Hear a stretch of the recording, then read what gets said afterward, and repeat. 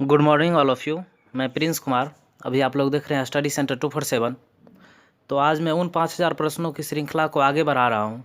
इससे पहले मैं पार्ट 7 यानी 7 तक वीडियो डाल दिया हूं, उसको आप लोग प्ले लिस्ट में जाके देख सकते हैं। आज पार्ट 8 वीडियो है।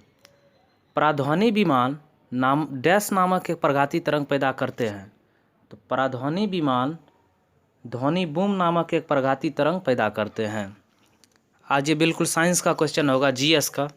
चलिए नेक्स्ट क्वेश्चन को देखते हैं। 109 नंबर।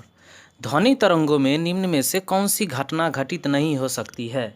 नहीं के बारे में बताया है। उसमें विवर्तन होती है, परावर्तन होती है, व्यतिकरण होती है, लेकिन ध्रुवन नहीं होती है। तो इसका ऑप्शन हो गया बी, ध्रुवन। अगला क्वेश्चन। तंतु प्रकार के प्रकाश बल्ब में प्रयोग की गई अधिकांश विद्युत शक्ति प्रकट होती है।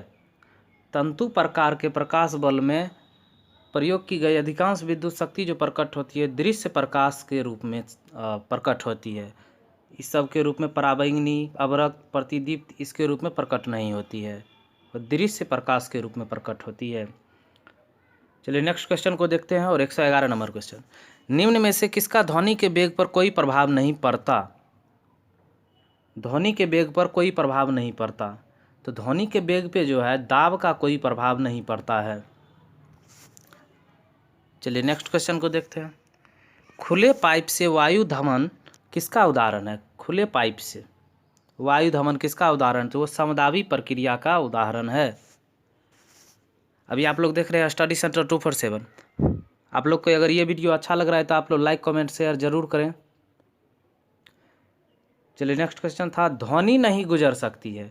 तो ध्वनि किससे होकर नहीं गुजर सकती है? ध्वनि जल से होकर गुजर सकती है, स्टील से होकर गुजर सकती है, वायु से होकर गुजर सकती है, लेकिन निर्वात से होकर नहीं गुजरती है। तो इसका ऑप्शन हो गया डी, निर्वात। 114 नंबर क्वेश्चन। निम्न किस माध्यम में ध्वनि अपेक्षाकृत तेज चलती है? किस माध्यम में ध्वनि अपेक्षाकृत तेज चलती है? तो ध्वनि जो है लोहे की छड़ में अपेक्षाकृत, सबसे अपेक्षाकृत कार्बन डाइऑक्साइड, भाप, जल, इस सबसे अपेक्षाकृत लोहे की छड़ में तेज चलती है। 115 नंबर क्वेश्चन। ध्वनि का तारत्व किस पर निर्भर है? ध्वनि का जो तारत्व होता है वह आवृत्ति पर निर्भर होती है, आवृत्ति पर। इस तरह के क्वेश्चन एग्जाम में बहुत पूछे जाते हैं। चलिए नेक्स्ट क्वेश्चन को देखिए। और 116 नंबर क्वेश्चन। वायु के तापमान में परिवर्तन से ध्वनि का निम्न में से कौन सा गुण प्रभावित होता है?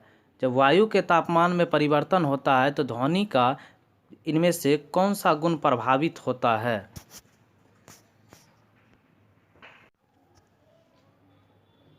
तो इसका आंसर हो गया फ्रीक्वेंसी। फ्रीक्वेंसी प्रभावित होता है, तरंगदैर्ध्य। चलिए नेक्स्ट क्वेश्चन को देखते हैं। स्टेथोस्कोप किस सिद्धांत पर काम करता है? तो स्टेथोस्कोप ध्वनि का परावर्तन के सिद्धांत पर काम करता है। चलिए नेक्स्ट क्वेश्चन को देखते हैं। किसी सिग्नल के तरंग रूप का अध्ययन किसके द्वारा किया जाता है? तो सिग्नल का जो तरंग के रूप का अध्ययन है वह कैथोड किरण दोलनदर्शी के रूप में अध्ययन किया जाता है। चलिए नेक्स्ट क्वेश्चन को देखते हैं। चमगादड़ निम्न में से किस कारण से अंधेरे में उड़ सकते हैं? तो फर्स्ट ऑप्शन इसका है, वे अंधेरे में वस्तुओं को देख सकते हैं। बी ऑप्शन है, उनकी टांगें कमज़ोर होती है और भूमि पर परभक्षी उन पर आक्रमण कर सकते हैं। ये भी गलत है। तीसरा है, वे रोशनी की कौंध उत्पन्न करते हैं। ये भी गलत है। चौथा है, वे पराश्रव्य ध्वनि तरंगे उत्पन्न करते हैं। ये सही है, चमगादड़ पराश्रव्य ध्वनि तरंगे उत्पन्न करते हैं। चलिए नेक्स्ट क्वेश्चन को देखते हैं।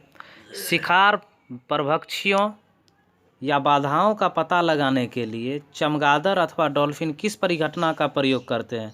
तो ध्वनिक का अपवर्तन, इसका प्रयोग नहीं करते हैं। विसंपदों का बनना, ध्वनि का प्रकीर्णन, इसका भी प्रयोग नहीं करते हैं। प्रतिध्वनि निर्धारण, इसका प्रयोग करते हैं। किसी भी शिकार को पता लगाने के लिए चमगादड़ अथवा डॉल्फिन प्रतिध्वनि निर्धारण का प्रयोग करते हैं। चलिए नेक्स्ट क्वेश्चन को देखते हैं। कोई कण एक समान गति पर कैसा होना चाहिए? कोई कण एक समान गति पर कैसा होना चाहिए? तो उसका वेग एक समान हो सकता है, ऐसा होना चाहिए। चलिए नेक्स्ट क्वेश्चन को देखते हैं। रेडियो तरंगों के संचरण के लिए प्रयुक्त वायुमंडल है। रेडियो वेव जो संचरण करती है उसका प्रयुक्त वायुमंडल होना चाहिए आयन मंडल, वो आयन मंडल में संचरण करती है। चलिए नेक्स्ट क्वेश्चन को देखते हैं। और 1 2 3 यानी 123। पृथ्वी के वायुमंडल की कौन सी परत रेडियो तरंगों को वापस पृथ्वी के पृष्ठ पर परावर्तित कर देती है? तो वायुमंडल की कौन सी परत रेडियो तरंग को फिर पृथ्वी के पृष्ठ पर परावर्तित कर देती है? तो आयन मंडल है। आयन मंडल से फिर वह पृथ्वी पर परावर्तित हो सकती है। चलिए नेक्स्ट क्वेश्चन को देखते हैं। जब कंपन स्वरित्र द्विभुज मेज पर रखा जाता है तो एक तेज ध्वनि सुनाई देती है, यह किस कारण से होता है? यह अवमंदित कंपन के कारण से होता है। अवमंदित कंपन के कारण से होता है। तो इसका जो ऑप्शन हो गया डी, अवमंदित कंपन। चलिए नेक्स्ट क्वेश्चन को देखते हैं। एमआरआई मशीन में निम्न में से किसका प्रयोग किया जाता है? एमआरआई जो मशीन होता है उनमें चुंबकीय तरंग का प्रयोग किया जाता है। चलिए नेक्स्ट क्वेश्चन को देखते हैं। ब्लैक बॉडी किसकी विकिरण को अवशोषित कर सकती है? ब्लैक बॉडी जो है किसकी विकिरण को अवशोषित कर सकती है? केवल निम्न तरंग दैर्ध्य, ये बिल्कुल गलत है। केवल उच्च तरंग दैर्ध्य, ये भी नहीं होगा। केवल मध्यवर्ती तरंग दैर्ध्य, ये भी नहीं होगा। इसका आंसर है सभी तरंग दैर्ध्य। सभी तरंग दैर्ध्य को ब्लैक बॉडी विकिरण को अवशोषित कर लेती है। अगर आप लोगों को कोई क्वेश्चन में डाउट है तो आप लोग कमेंट बॉक्स में लिखिए और मैं हर संभव प्रयास करूंगा उसको बताने का, उसको सॉल्व करने का।